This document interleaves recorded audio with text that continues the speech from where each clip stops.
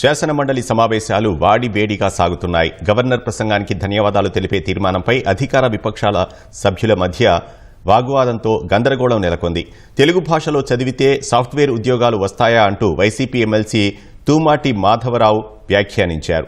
తెలుగు భాషను మాధవరావు కించపరిచారని, తక్షణమే ఆ వ్యాఖ్యలను రికార్డుల నుంచి తొలగించాలని మంత్రులు డిమాండ్ చేశారు. రామాయపట్నం పోర్టు అంశంలో ప్రభుత్వంపై మాధవరావు విమర్శలు చేయగా మంత్రి డోలా తిప్పికొట్టారు.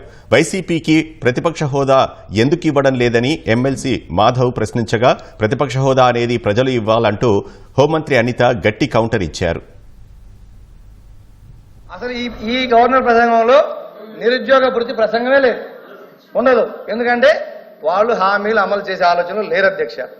ఉద్యోగాలు, నిరుద్యోగ భృతి, వ్యవసాయం ఇవన్నీ పక్కన పెడితే విద్యా విధానంలోకి వచ్చేటప్పటికి అధ్యక్ష వీళ్ళు చాలా గొప్పగా చెప్పుకుంటున్నారు అధ్యక్ష. అసలు సాఫ్ట్వేర్ పితామోహం మేము, సాఫ్ట్వేర్ తీసుకొచ్చింది మేము ఈ రాష్ట్రంలోకి అని చెప్తున్నారు అధ్యక్ష. గత ప్రభుత్వంలో ఇంగ్లీష్ మీడియం తీసుకొస్తే ఈరోజు సాఫ్ట్వేర్ ఉద్యోగాలు, తెలుగు మీడియం చదువుకున్న వాళ్ళకి సాఫ్ట్వేర్ ఉద్యోగాలు వస్తాయి అధ్యక్ష.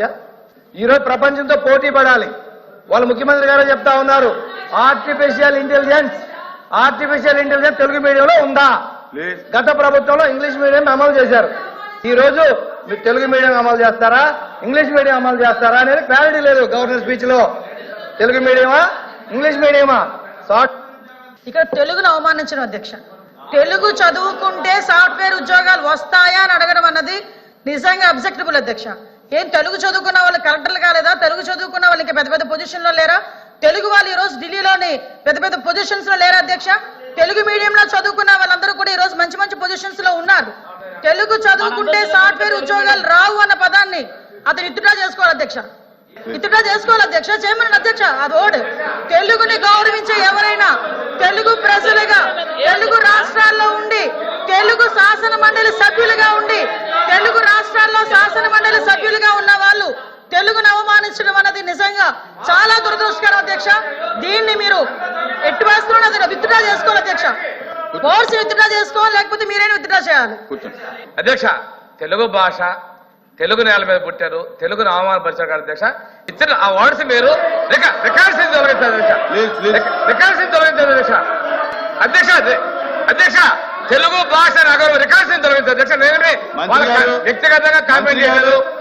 మీరు అబ్జెక్ట్ చేశారు. ఆయన ఏం చెప్పాడంటే మా ఉద్దేశం అది కాదని చెప్పాడు అధ్యక్ష. తెలుగు భాష చదివితే మాట్లాడే అధ్యక్ష. మాతృభాషని జన్మభూమిని అవమానపరుస్తారు అధ్యక్ష. రికార్డు నుంచి తొలగించారు అధ్యక్ష. మీరు ఇక్కడ ఉన్న వాళ్ళందరూ కూడా అందరూ తెలుగు భాష ఉన్న వాళ్ళమే. తెలుగు భాషను మాత్రం వాళ్ళు మాట్లాడటం కరెక్ట్ కాదు అధ్యక్ష. భాషని వాళ్ళు కామెంట్ చేసి రికార్డు నుంచి తొలగించారు అధ్యక్ష. అరే అధ్యక్ష, మా రామాయపట్నం పోర్టు వచ్చిన తర్వాతే ఇండోసోల్ 4,800 ఎకరాలు ఎక్వైర్ చేసి ఇండోసోల్కి ఇచ్చాం.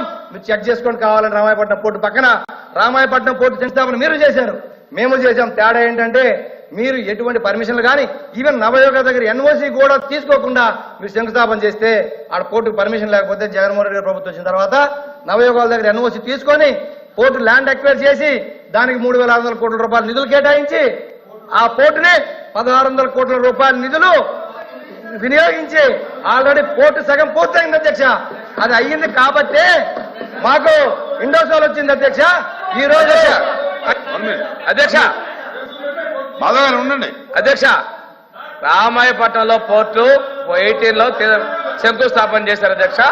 ఆ తర్వాత ఏషియన్ పల్ప్ ఇండస్ట్రీ 24,000 కోట్ల రూపాయలు, లక్షల కోట్ల పెట్టుబడి తీసుకొస్తే తరివేసింది వీళ్ళు కదా. వీళ్ళ వల్ల లూలు పరిశ్రమ తరలిపోలేదా? మన రాష్ట్రంలో పుట్టిన అమర్రాజా పరిశ్రమ తరలిపోలేదా? వీళ్ళు ఇండస్ట్రీ గురించి మాట్లాడతారు అధ్యక్ష. వీళ్ళు ఈ రోజు మాట్లాడతారు. చెప్పండి, ఎవరు తీసుకున్నారు ఈ రోజున? మీ సుబ్బారెడ్డి ఏం చెప్పదలుచుకున్నారు చెప్పండి. అదేనండి, మీ వల్ల పరిశ్రమలు జరిగిపోతే మీరు నీతులు మాట్లాడతారని చెప్తా ఉన్నాను. సిగ్గు లేకుండా కందుకూరు ప్రాంతంలో పెట్టినటువంటి ఏషియన్ పల్ప్ ఇండస్ట్రీ తరలిపోయిన కారణం మీరు కదా. ఆ రోజు పోర్టును రద్దు చేసింది మీరు కదా. మీ అన్యాయాలకు అప్పగించుకొని మళ్ళీ కొత్తగా ఏదో మొదలు పెట్టామని చెప్పుకోవడం నిస్సిగ్గుతనంగా మాట్లాడతారు అధ్యక్ష. ఇది చాలా అసత్యాలు చెప్తారు అధ్యక్ష సభకే. అధ్యక్ష, ఇప్పుడు ప్రజాస్వామ్య వ్యవస్థ చాలా విచిత్రంగా మాట్లాడుతున్నారు అధ్యక్ష. నిన్న గవర్నర్ స్పీచ్ అయిపోయిన తర్వాత బయటకు వచ్చేసి ఏంటంటే, ప్రభుత్వం ఒకటి ఉంటుంది అధ్యక్ష, ప్రతిపక్షం ఒకటి ఉంటుంది అధ్యక్ష. ప్రభుత్వం అంటే ఏంటి? అధికారాన్ని వాళ్ళు భాగస్వాములు కావచ్చు, వాళ్ళు కావచ్చు పంచుకొని ప్రజల చేత ఎన్నుకోబడి ప్రభుత్వంలోకి వచ్చే అధ్యక్ష. ఒక్క నిమిషం ఇంకొకటి వచ్చాడు ఎవరి ప్రసంగం ప్రతిపక్షం చేయండి, అంటే ప్రసంగం చేయండి. ప్రతిపక్షం అంటే ఏంటి అధ్యక్ష? పిఎస్సి చైర్మన్ ప్రతిపక్షం వాళ్ళకి ఇచ్చేది భారత రాజ్యాంగం ప్రకారం ప్రజాస్వామ్యం ప్రకారం సాంప్రదాయం అధ్యక్ష. అధికార పార్టీ అధికార ప్రభుత్వానికి అధికారంలో భాగస్వామ్యులుగా ఉన్న వాళ్ళకి మంత్రులుగా డిప్యూటీ సీఎంలుగా ఈ సభలో ఉన్న వాళ్ళకి అయిపోయింది. ఎలా పిఎస్సి ఇస్తారు? ఎలా పిఎస్సి ఇస్తారు? ప్రతిపక్షం ఏది అధ్యక్ష?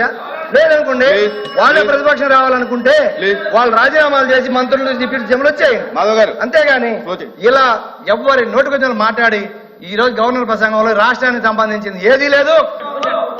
అధ్యక్ష, ప్రతిపక్ష హోదా రావటానికి వాళ్ళకున్న సభ్యులు సరిపోతారని వాళ్ళకు వచ్చిన అది ఇక్కడ subject కాదండి. రూల్ బుక్ లో మన ఎక్కడైనా సభకు ఉంటే సంబంధించింది చూపించమనండి కాదు. అధ్యక్ష. దయచేసి. No, no, అధ్యక్ష చెప్పాలి.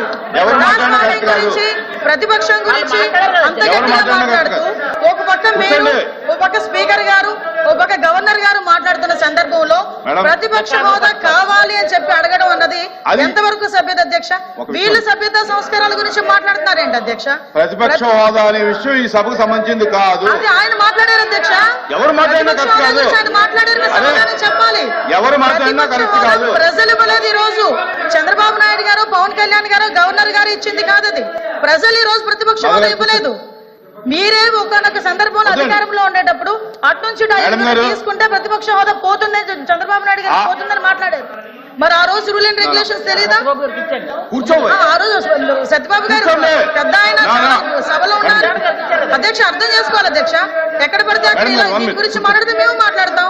కూర్చో. అపోజిషన్ లీడర్ మంత్రి గారు. లేనప్పుడు మాధవ్ గారు కూర్చోండి. Only Jaganmohan Reddy floor leader అంతే. మంత్రి గారు. వైఎస్ఆర్సీపీ ఫ్లోర్ లీడర్ ఆయన అంతే. మంత్రి గారు. అంతకుమించి ఏం లేదు. ఓకే.